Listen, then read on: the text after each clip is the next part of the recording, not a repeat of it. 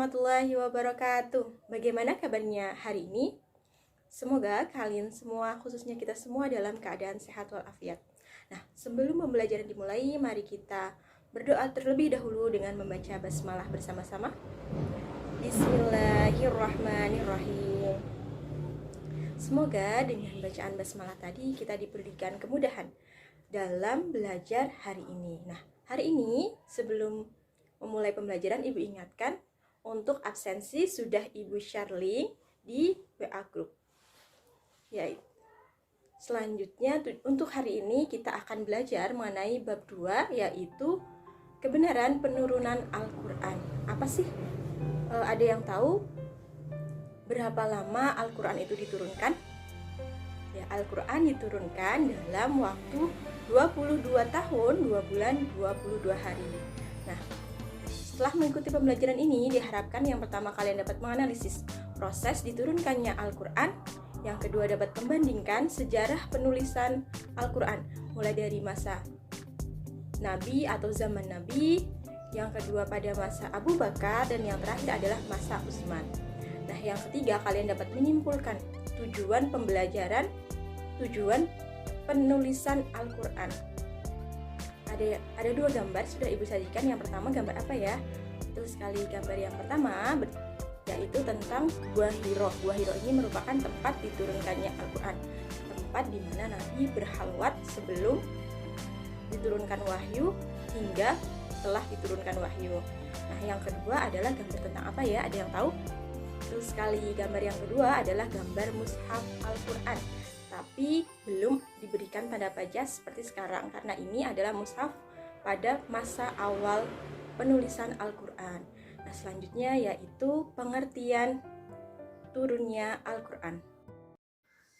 Pengertian diturunkannya Al-Quran. Secara majazi, turunnya Al-Quran diartikan sebagai pemberitahuan dengan cara dan sarana yang dikehendaki Allah Subhanahu wa Ta'ala, sehingga dapat diketahui oleh para malaikat di Lauhul Mahfuz dan oleh Nabi Muhammad di dalam hatinya yang suci.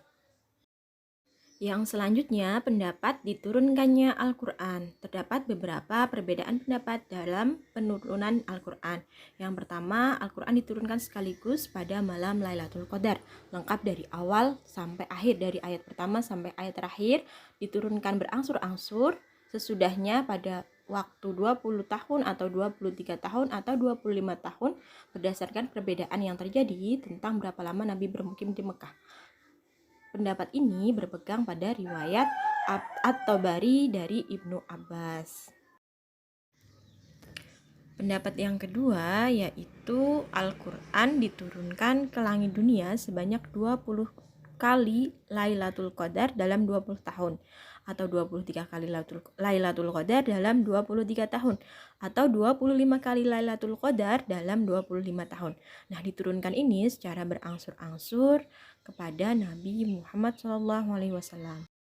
Pendapat yang kedua, Al-Quran itu diturunkan di malam Lailatul Qadar, kemudian diturunkan setelah itu berangsur-angsur. Yang pertama diturunkan ke Lauhul Mahfuz, kemudian ke Baitul Izzah atau di langit dunia, dan kemudian terakhir diturunkan ke dunia kepada Nabi Muhammad secara berangsur-angsur.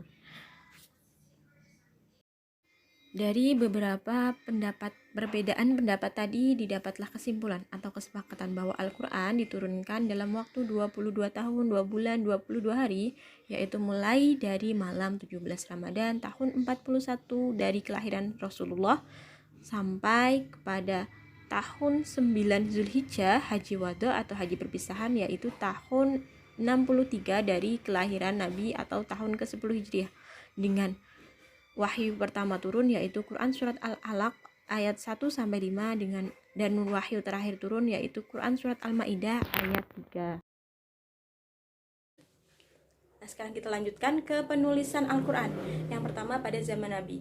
Nah, pada tahap ini Al-Quran itu masih terpisah-pisah, karena ketika wahyu turun Nabi menyampaikan dan para sahabat menghafalkan dan baru menuliskannya. Nah, penulisan ini masih pada pelepah kurma, potongan-potongan kulit, permukaan batu, tulang, dan lain sebagainya. Sehingga pada masa ini pun jumlah penghafal Al-Quran sangat banyak. Nah, yang selanjutnya itu adalah pada zaman Abu Bakar. Pada zaman ini terjadi banyak peperangan sehingga mengakibatkan para penghafal Al-Quran banyak yang meninggal dunia. Di antara sahabat yang pilihan penghafal Al-Quran yaitu yang meninggal dalam perang Yamamah yaitu Salim. Beliau adalah bekas budak dari Abu Huzaifah, di mana Rasulullah pernah memerintahkan pada para sahabat untuk mengambil pelajaran dari beliau. Nah, yang selanjutnya ada yaitu ketika pada zaman ini pula karena banyaknya penghafal Al-Quran yang meninggal, Umar bin Khattab atau Umar ibnu Khattab pun mengusulkan pendapat kepada Abu Bakar untuk mengumpulkan tulisan-tulisan Al-Quran dalam menjadi satu sehingga tidak terpisah-pisah. Pada awalnya Abu Bakar itu menolak karena beliau takut berdosa. Hal ini karena pada masa Nabi belum dicontohkan untuk mengumpulkan tulisan-tulisan Al-Quran.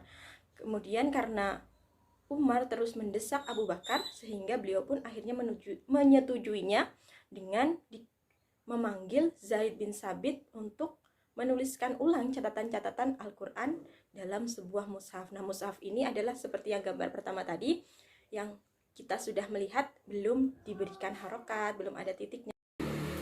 Nah, yang terakhir adalah pada masa Khalifah Utsman bin Affan. Pada masa ini, pada periode ketiga ini, banyak para sahabat yang membaca atau menuliskan Al-Quran itu dalam bacaan yang berbeda-beda sehingga dikhawatirkan dapat menimbulkan fitnah dan perpecahan. Oleh karenanya, Khalifah Utsman mengatakan jika kalian berbeda bacaan dengan Sabit bin Sabit pada bagian ayat Al-Quran, maka tuliskan dengan dialek Quraisy karena Al-Quran diturunkan dengan dialek Quraisy, sehingga pada masa ini terjadi keseragaman dalam penulisan dan cara membaca Al-Quran. Seperti yang terakhir yaitu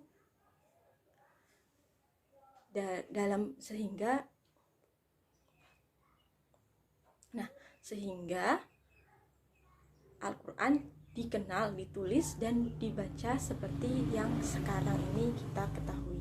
Oke, yang terakhir adalah tujuan pengumpulan Al-Quran. Apa sih tujuan pengumpulan Al-Quran? Ada yang tahu?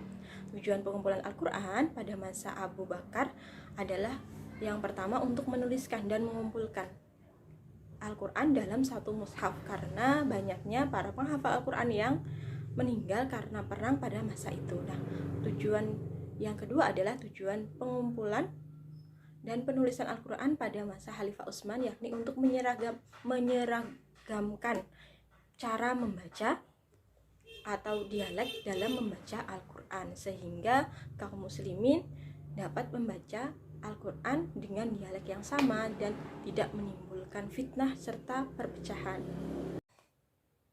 Nah, itu tadi adalah materi kita hari ini tentang proses diturunkannya Al-Quran, proses pengumpulan dan penulisan Al-Quran.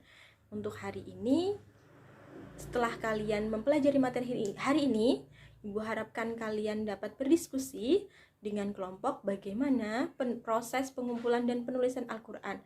Kemudian kalian tuliskan hasil diskusi kalian di WA group. Nah, untuk pertemuan hari ini dapat kita simpulkan bahwa Al-Quran diturunkan kepada Nabi Muhammad melalui malaikat Jibril secara berangsur-angsur dalam waktu 22 tahun, 2 bulan, 22 hari di Gua Hiro. Nah, untuk mulai dari wahyu yang pertama yaitu Quran surat Al-Alaq ayat 1-5 dan hingga wahyu yang terakhir Quran surat Al-Maidah ayat 3. Nah, untuk hari ini apabila ada yang belum paham atau masih perlu dibahas, Ibu berikan kesempatan untuk berdiskusi lewat WA group. Untuk tugas individu kalian yaitu mewawancarai kiai atau ustadz tentang bagaimana proses diturunkannya Al-Quran, kemudian kalian tuliskan dalam bentuk Word dan kirimkan lewat Google Form. Untuk hari ini Ibu cukupkan sekian.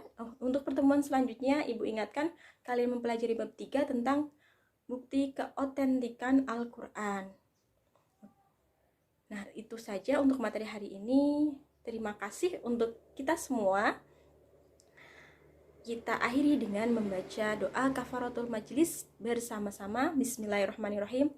Bismillahirrahmanirrahim. Subhanakallahumma wa bihamdika asyhadu an la ilaha illa anta astaghfiruka wa atubu ilaik. Ibu akhiri.